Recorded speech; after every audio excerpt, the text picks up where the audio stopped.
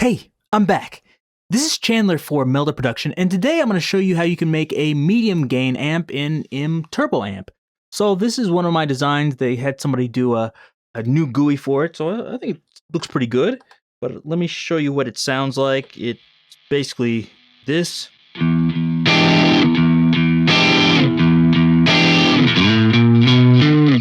So it's like that type of sound, like a classic British sound.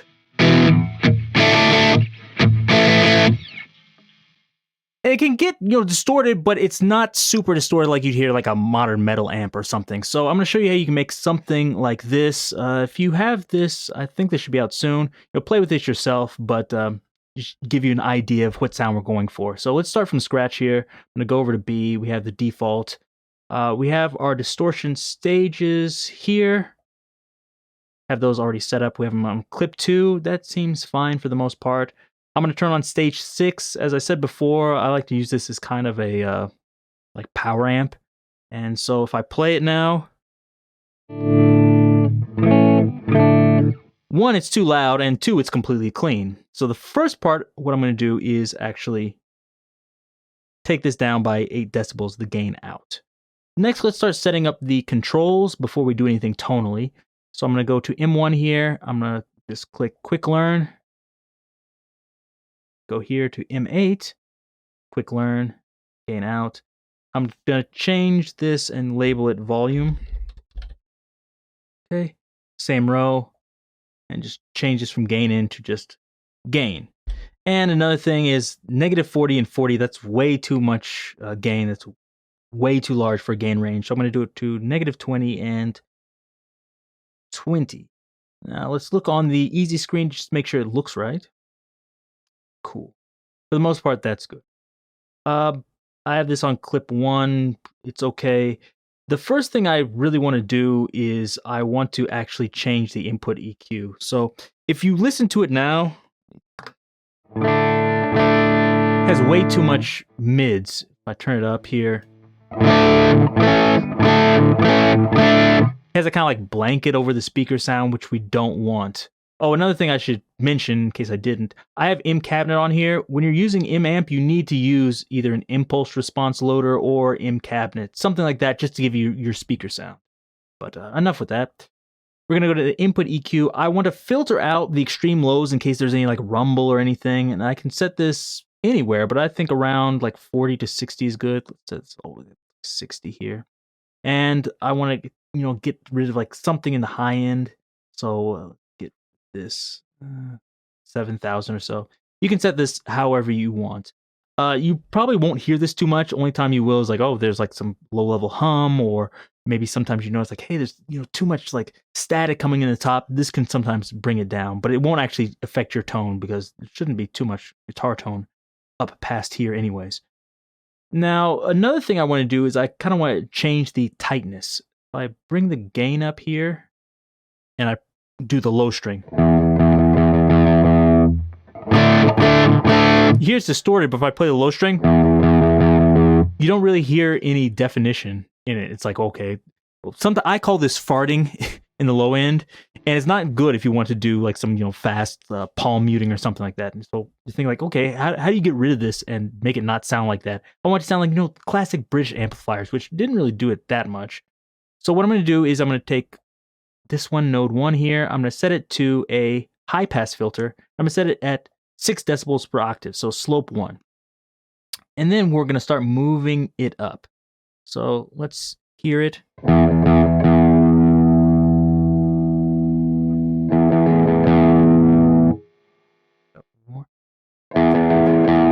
There, it's completely gone. But let's move it down a little bit more, like 250 or so.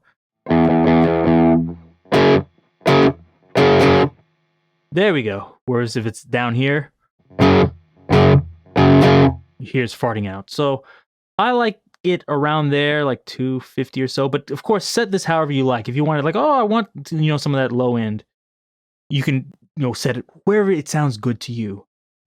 One thing I want to kind of explain here is with the distortion, there's a big difference between EQing something before the distortion or after the distortion. If you EQ something before the distortion, it changes the tone, just like that, where you hear it's like, oh, here's farting, here's, tight. That's what happens when you EQ it before the distortion. Whereas if you EQ it after the distortion, it's more like a traditional EQ. So in the previous video, I showed you how you put the EQ controls in here. But this time we're actually going to put them here inside this. Before we do that, though, let's actually increase the distortion. So now if I put the gain back to 0, you hear it's not really gained up. You're like, okay, well, how do I get more gain on this? So what we're going to do is actually use the gain in and gain out. So I'm going to go to, let's say, 15 decibels in. But what I don't want to do is I don't want to just increase the total gain coming through here. I don't want to hit this going super hot. What I want to do is take this, let's say -6 or so. Okay, so it's going in here. It's going through our filters, which are not really on here. And it's distorting itself. And then it's going out. It's being dropped by 6 decibels. Now it's going in here. I'll do the same thing. I can do 15 or maybe just 10. Then -6 here. And then it's going into the last stage. Now let's hear what this sounds like. Now this is getting really close to what I want. It may not be perfect, and of course we can adjust it, and I'll show you how you can do that in a little bit. So you're probably wondering, okay, well now we don't have any kind of tone controls though. So I want to add the bass, middle, and treble. So as before, we can go to this TSC on the web. You see here we have Marshall, Fender, Vox, all sorts of things. So let's use this one. And of course you can look, and great, you can actually go on here and check to see where the actual what peaks are, etc. This is a little bit tricky to get perfect, but I don't know if you actually need perfect. I would actually recommend doing this somewhat by ear. Unfortunately, in here, we don't have a shelf. You just have peak filters, but if you make the peak filter wide enough using the Q, reducing the Q, you should be able to get fairly close. Now, instead of me spending forever trying to recreate this, which will probably annoy lots of you, what I can do is I can go back to my design here, and I will just copy it. So we see stage 2 here. This is where I added the controls. You see the different frequencies and everything here. Instead of trying to look at these and copy them manually, we can just click here, copy, and click here, paste. So I remember I have this, -6. So paste it, it's at 0. I'll just move it into -6, like this. Now let's hear it.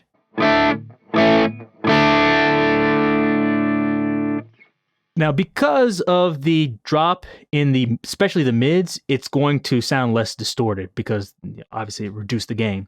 It also added a high pass filter here and a low pass. I can take the low pass filter off. It's, just kind of taking off the high end, but you don't need that unless you want it. The high pass filter, as I said before, after it goes through this, even if it didn't have much bass, because the distortion is compressing it, it's going to add more. So sometimes in the later stages, I like to add a high pass filter just to take more of that off, to make it a little bit tighter if you feel like it's getting flubby after going through too many stages. Another thing, if you're trying to increase the gain, I recommend doing more stages as opposed to cranking the gain way up in an individual stage. In my opinion, it sounds better. If you crank it up all in one stage, it starts to get like a square wave type of sound, which I don't always like, but if you do like it, you can do that. Anyways, back to the tone controls. Let's go in here and we can just copy and paste this. I have the bass here. I'm going to do copy. You can see all the parameters there. Go into here and we're going to paste it. Cool. Back into here, we're going to take our middle control. You can see the values here. Copy it. And we're going to paste it like that. And one more time, take the treble control. We're going to copy it. And then we're going to paste it. And you see all the values here. Now let's listen to this quickly and make sure it's actually working. So here we have our bass control.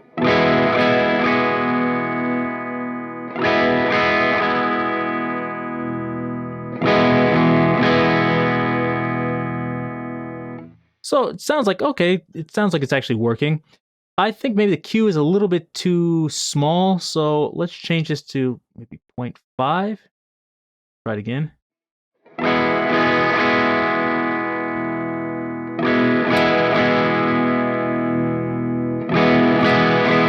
That's a little bit more dramatic, and that's kind of what I like.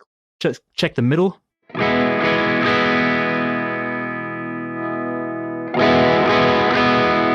That seems like it's working. Treble.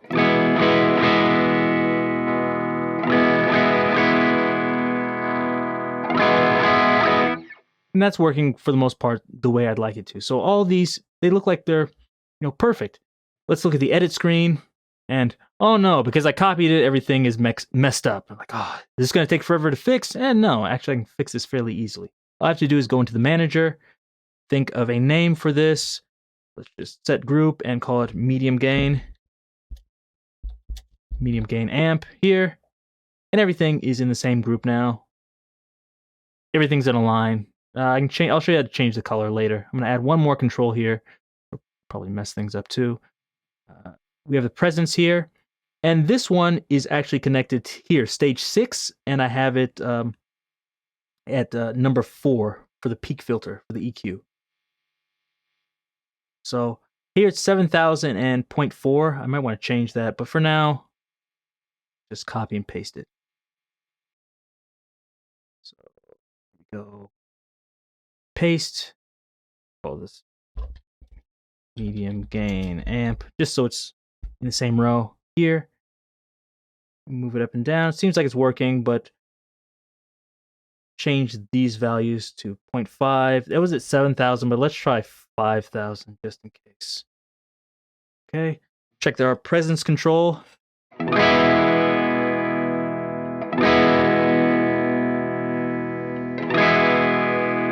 That's okay. Actually, let's try 4,000.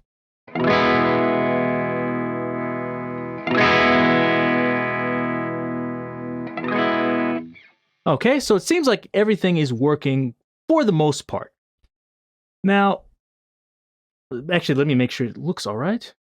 Looks okay. We can change everything to have the same color. I should look at the group color here. I could set that to whatever I wanted to. Let's try this color. Okay. I hit set, and it's going to change all of them. See, they all change. There we go. If that's what you want to do. Now, from here, this could be done. I would just check the gain levels here.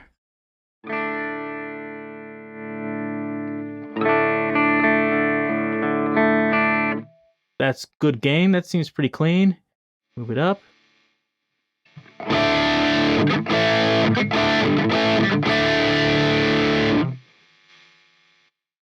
That seems pretty good to me too.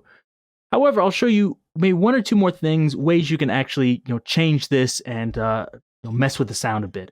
So I have a presence control. I could also add a depth control by using the stage 6 number 1 peak filter and moving that up and down as like a depth filter to increase bass, if that's what you want.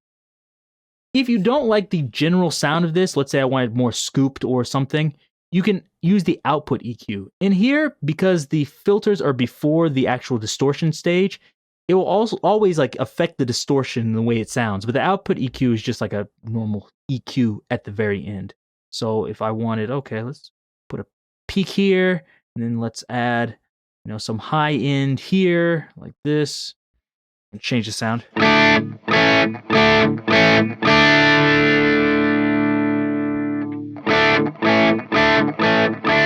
So I can get a more scooped sound. And actually, in fact, in the original one, what I used something called like I called it a Z control. So when I have it down here, move it up, you hear it's doing like a scoop thing, and that's all I'm doing. I'm changing the output EQ. So you can do that if that's the type of sound you want. And of course, people can adjust it themselves. Another thing is, if you're just like, don't really like the character of the distortion, a few things you can do is I can change this analog here at like 25, 25, 40.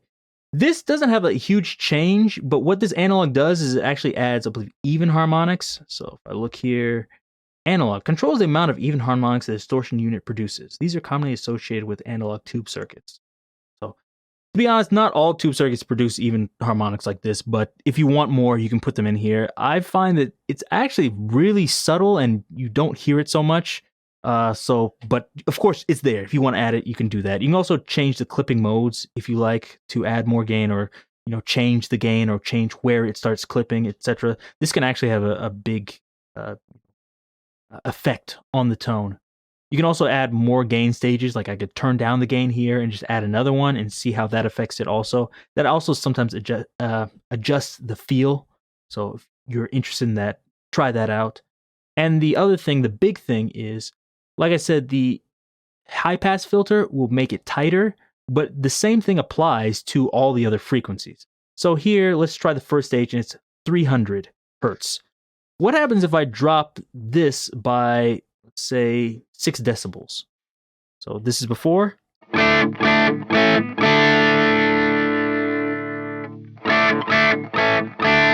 me actually turn up the gain so you can really hear what it's doing. It's more prominent the more you turn up the gain.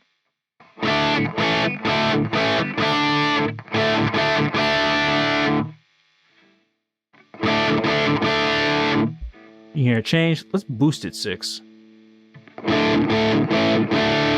Here it gets like really like stuffed up and congested. But let's try the same thing. I'll drop it by 6 and let's hear it at different frequencies. So this is 300.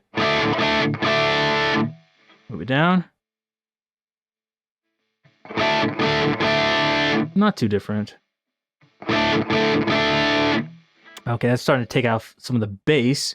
Let's move it up. Let's try like 500. Okay, it's cutting out the middle frequencies. Move it up here. So fullness came back, but now it seemed like it's getting farther away. It's taking some of the presence out. Let's move it up here. Now this really took the presence out. And you can see by adjusting these, or even adjusting the Q here, I'm getting all sorts of different sounds by adjusting this. And this is a little bit extreme, like 6 decibels is a lot. You can shape this however you want. Let me try like 3.